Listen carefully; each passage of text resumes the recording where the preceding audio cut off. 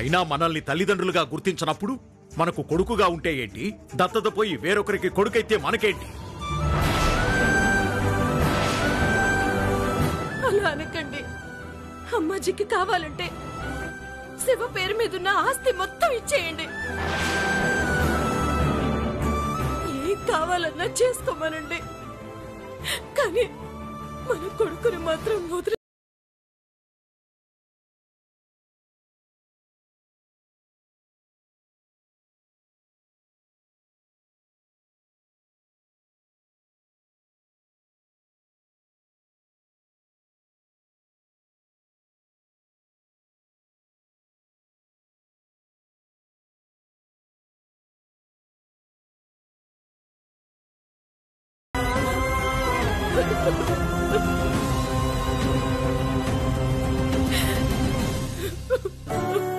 వాడెక్కడ దూరం అవుతాడోనన్న బాధలో ఇలా మాట్లాడుతున్నావు గాని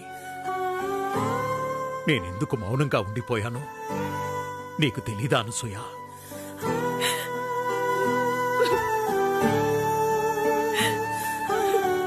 నేనేమీ చేసే పరిస్థితిలో లేననసూయ. కాలమే దీనికి పరిష్కారం చూపాలి.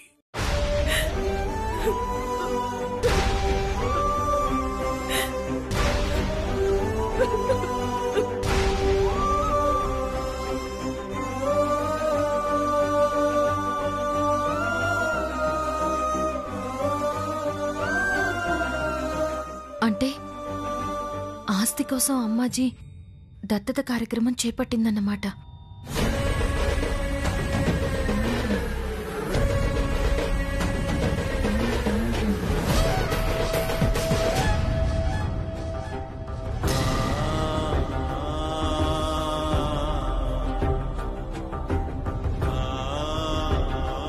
నేను దత్తత తీసుకుంటాండాది పెంచిన కొడుకుని, శివాని. నీకు రక్త సంబంధము లేదు, పెంచిన సంబంధము లేదు, అసలు ఏ సంబంధము లేదు. మే నువ్వెట్టా తల్లివవుతావు?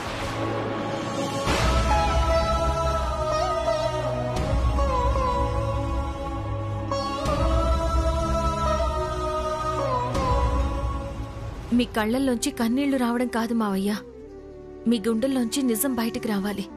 కన్నీళ్ళ అదేం లేదమ్మా, కంట్లో ఏదో పడితేను. నిజం దాచినంత సులువు కాదు మావయ్య, అవి కార్చే కన్నిటిని దాచడం. కళ్ళ ముందు ఇంత దారుణం జరుగుతున్నా ఇంకా మీరు నిజాన్ని దాచడంలో అర్థమే ఉంది మావయ్య. నాకేం నిజం తెలియదమ్మా. తెలుసు మావయ్య, ఈ ఇంట్లో ఎవరికీ తెలియని నిజాలు కూడా మీకు మాత్రమే తెలుసు. వాటిని లోపలే దాచుకుని ఆ బాధని ఓర్చుకోవడానికి మీరు మత్తులో ఉండిపోతున్నారని తెలుసు. కానీ ఎన్నాళ్ళిలా మావయ్య, మీలో మీరే ఎన్నాళ్ళిలా కుమిలిపోతారు?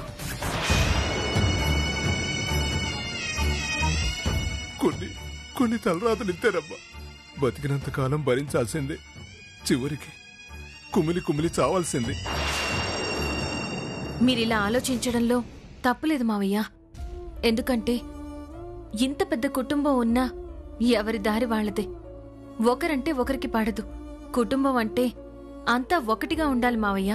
అప్పుడే ఎవరైనా మనల్ని చూసి భయపెట్టడం మానేసి మనల్ని చూసి భయపడతారు. సరే, ఇన్నాళ్ళు మీ బాధను అర్థం చేసుకునే వాళ్ళెవరూ ఈ ఇంట్లో ఉండకపోవచ్చు. కానీ ఇప్పుడు నేనున్నాను మావయ్య, నాతో చెప్పండి. ఏదన్నా పరిష్కారం ఉందేమో నేను ఆలోచిస్తాను. చెప్పండి మావయ్య.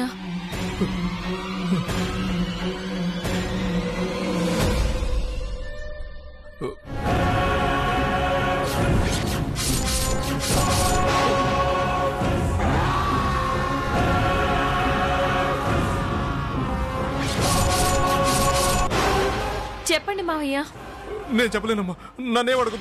మావయ్య, ఏమైంది? మళ్ళీ ఎందుకు చెప్పబోయి ఆగిపోతున్నారు? చెప్పి మాత్రం ప్రయోజనం ఏముందమ్మా? తెలుసుకో, నువ్వు కూడా మాతో పాటు చిక్కుల్లో పడటం తప్ప చేయడానికి ఏముంటుంది? నేనెందుకు చిక్కుల్లో పడతాను మావయ్య? ఈ నిజం తెలుసుకున్న వాళ్ళు ఎవరైనా సరే చిక్కులో పడతారు, అంతే.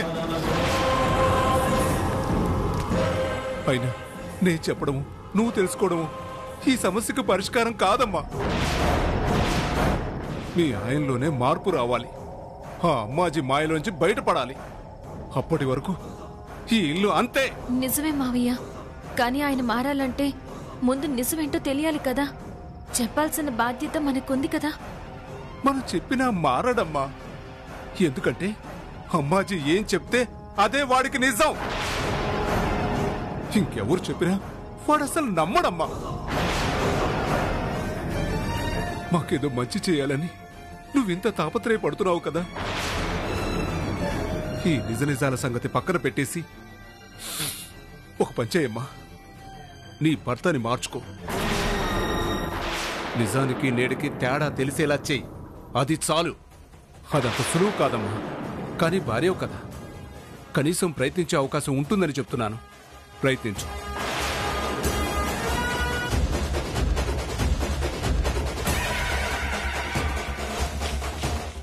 తప్పకుండా మారుస్తాను మావయ్య. అంతకన్నా ముందు ఏం చేసైనా ఈ దత్తత కార్యక్రమం జరగకుండా ఆపాలి. ఎట్టి పరిస్థితుల్లో నా భర్త అమ్మాజీ కొడుకు కాకుండా ఆపాలి.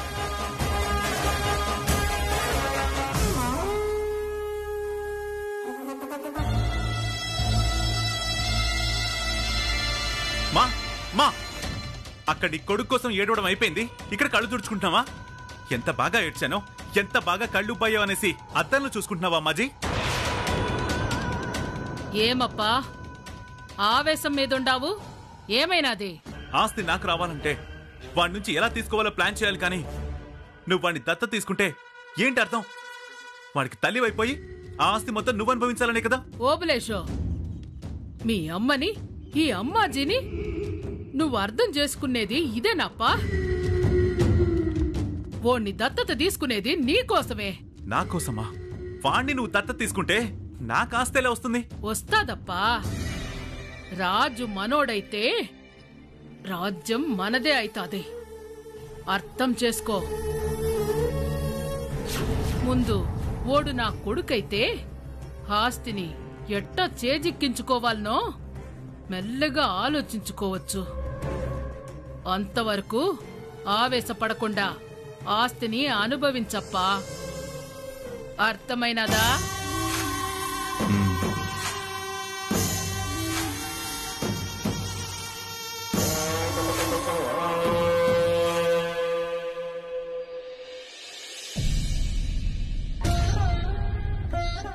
అసలేం చేస్తున్నారో మీకు అర్థమవుతోందా?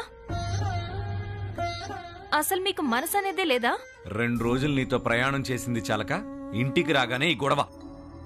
ఇప్పటికే చిరాకులో ఉన్నా, ఇంకా చిరాకు పెట్టద్దు.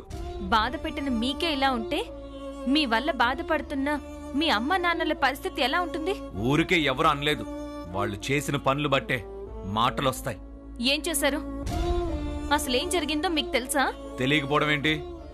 అమ్మ చెప్పింది కదా, నేను లేని టైం చూసి మా అమ్మని ఏడిపిస్తారా? చూసారా మీరు? అందరూ ఆవిడ్ని ఏడిపించడం మీరు చూసారా? అమ్మ చెప్పింది కదా. అమ్మ చెప్పింది అంటున్నారు. అటువైపు కూడా ఇంకో అమ్మ ఉంది. ఆవిడ చెప్పేది కూడా మీరు వినాలి కదా. ఒకరు చెప్పిందే విని ఎలా ఓ నిర్ణయానికి వస్తారు?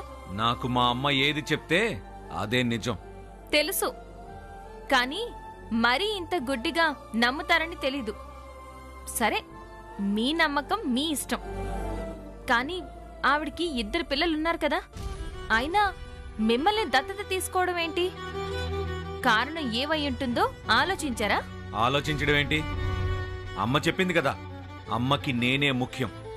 కన్న కొడుకు కన్నా తలకొరివి నేనే పెట్టాలని కోరుకుందంటే నేనంటే ఎంత ప్రేముండాలి. అలాంటి తల్లి గడుపున పుట్టే అదృష్టం ఎలాగో దక్కలేదు. కనీసం దత్తత వెళ్లే అదృష్టమైనా దక్కింది. అందుకు సంతోషించాలి. అమ్మాజీ కడుపున పుట్టకపోవడం దురదృష్టమా? మరి ఇంత మాయలో ఉన్నారేంటి? మరి మీ కన్న తండ్రి పెంచిన తల్లి గురించి మీరు ఆలోచించరా? ఎవ్వరైనా సరే మా అమ్మాజీ తర్వాతే. అయినా ఇప్పుడు మాత్రం ఏం అనుబంధం ఉందని? నేను దత్తత వెళ్తే వీళ్ళకేంటి? లేదని మీరనుకుంటున్నారు, కానీ వాళ్ళు మీకోసం ఎంత పిచ్చివాళ్ళైపోతున్నారో మీకు తెలియట్లేదు. మీరు వాళ్లతో ప్రేమగా లేకపోయినా, నిర్లక్ష్యం చేసినా, ఏ రోజైనా సరే మీరు వాళ్ళని అర్థం చేసుకోకపోతారా అని ప్రతి క్షణం ఆశగా ఎదురుచూస్తున్నారండి. ఇప్పుడు మీరు వేరొకరికి వారసులైపోతారని, వాళ్ళ బిడ్డ కాకుండా పోతారని తెలిస్తే వాళ్ళు భరించగలరా? అయినా తల్లిదండ్రులు బ్రతికుండగా ఏ పిల్లలైనా సరే వేరొకరికి దత్తతకు వెళ్తారా? ఇది చూసి వాళ్ళు తట్టుకోగలరా? మా అమ్మ గురించి తప్ప ఇంకెవ్వరి గురించి ఆలోచించను. ఆలోచించాలి. ఆయన మీ కన్న తండ్రి. ఆయన్ని ఎందుకింత మానసిక క్షోభకి గురి చేస్తున్నారు? పాపం కదా. అయినా అమ్మాజీ అత్తయ్య చేస్తున్నది కూడా కరెక్ట్ కాదండి. మా అమ్మ గురించి ఏం మాట్లాడదు.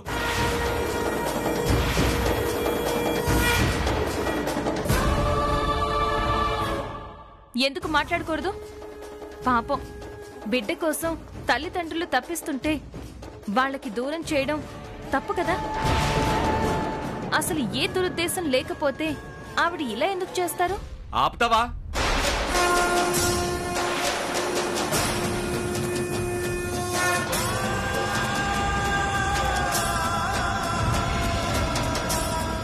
మా అమ్మ గురించి ఇంకొక మాట మాట్లాడినా ఏం చేస్తానో నాకే తెలీదు. అసలు ఆవిడ గురించి ఏం తెలుసని మాట్లాడుతున్నావు? ఎవరి గురించో ఎందుకు? మా అమ్మే గనక లేకపోయింటే ఈరోజు నీ పరిస్థితి ఏంటి? పీటల మీద నీ పెళ్లి ఆగిపోతే ఆ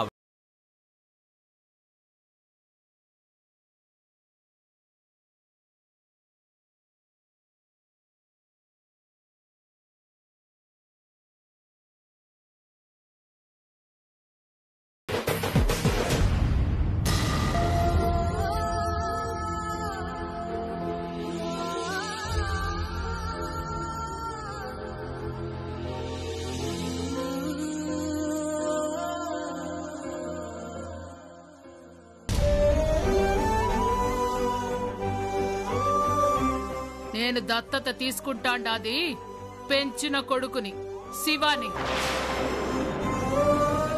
నీకు రక్త సంబంధము లేదు, పెంచిన సంబంధము లేదు, అసలు ఏ సంబంధము లేదు. మే నువ్వెట్టా తల్లివవుతావు? అమ్మా, ఎవరో చెప్పేదేంటి? నేను చెప్తున్నా, నేనే నీ కొడుకుని. నా మీద నీకు అన్ని హక్కులు ఉన్నాయి. నా ప్రాణాలే నీవమ్మా. దత్తత రమ్మంటే రానా? నువ్వేమన్నా చేసుకో, అడిగే వాళ్ళెవ్వరూ లేరు.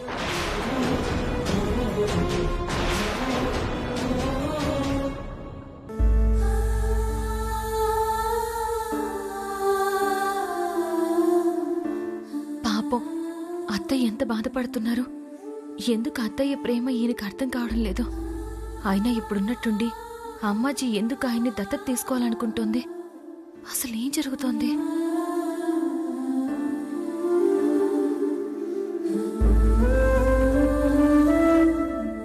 వదినా,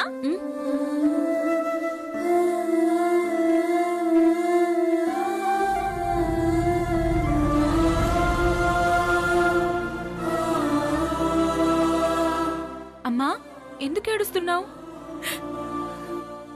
అమ్మాజీ అమ్మ అన్నయ్యని తీసుకుంటుందనా? మన వదినుండగా అన్నయ్య ఎక్కడికి పోతాడమ్మా?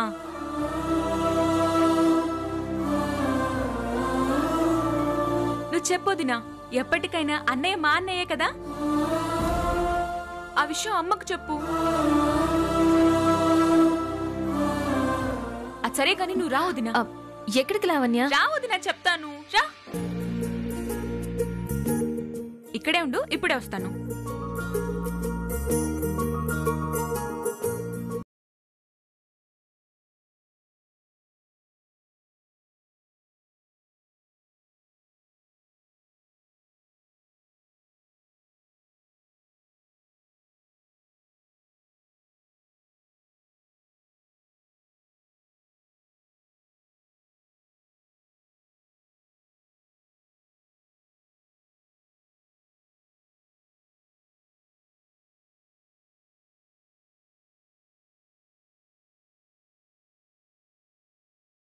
శుభవార్తలే.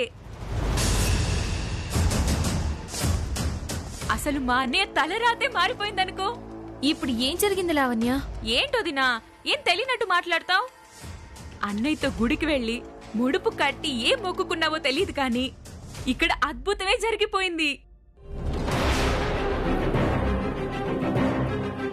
ఇప్పుడు మీ ఆయన ఈ ఆస్తికి అంతస్తుకి వారసుడు. ఇక అన్ని అధికారాలు మీ ఆయనవే.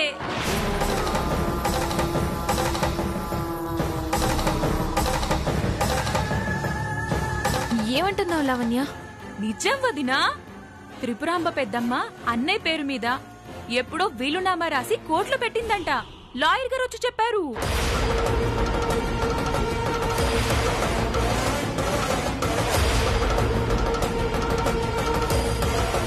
పదహారు రోజుల పండగ కాకముందే నువ్వు మహారాణి అయిపోతున్నావు వదినా.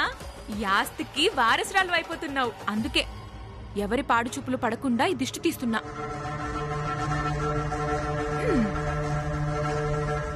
ఇరుగు దిష్టి, పొరుగు దిష్టి, ఊళ్ళో వాళ్ళ దిష్టి, ఇంట్లో వాళ్ళ దిష్టి, అందరి దిష్టిలు పోవాలి. తూ తూ తూ తూ నోయ్.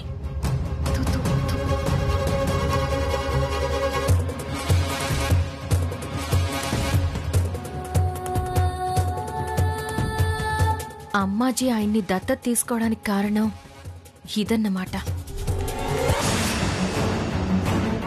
ఇన్నాళ్ళు ఆస్తి ఆవిడదన్నట్టు అజమాయిషి చేసి చట్ట ప్రకారం ఆయనకి చెందింది అని తెలియగానే సెంటిమెంట్తో ఆయన్ని పడేసి దత్తత తీసుకోవడానికి ఒప్పించింది. నిజమేంటో తెలుసుకోలేని ఈ పిచ్చి మహారాజు గుడ్డిగా ఒప్పుకున్నారు.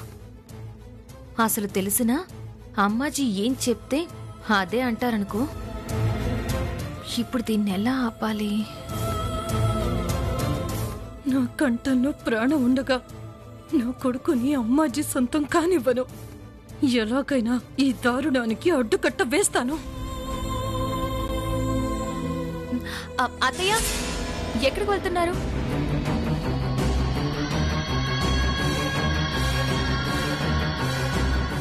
ఈ టైంలో అత్తయ్య ఎక్కడికి వెళ్తున్నారు?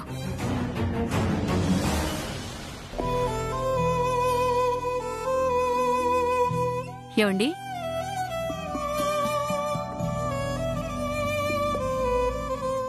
ఏంటి ఆలోచిస్తున్నారు? అమ్మాయి గురించా? అదేమీ లేదు సత్యవతి. నాకు తెలుసండి మీరు అమ్మాయి గురించి ఆలోచిస్తున్నారని.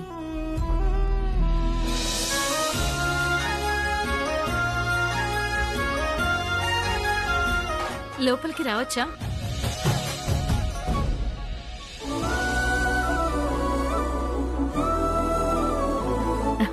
వదినా, రండి వదినా. రండి, కూర్చోండి. కూర్చోండి.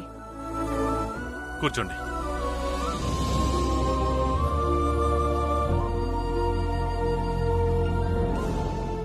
ఈ టైంలో వచ్చి మిమ్మల్ని ఏమి ఇబ్బంది పెట్టలేదు కదా?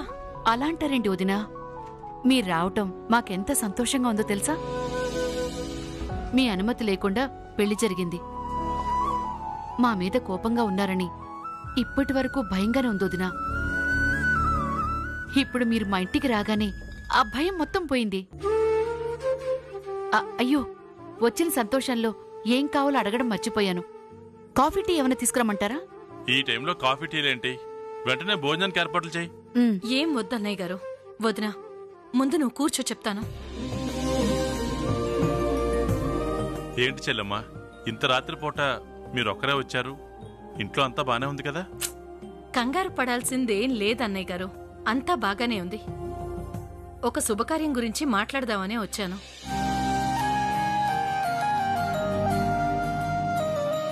ఏంటి వదినాది? 16 రోజుల పండుగ.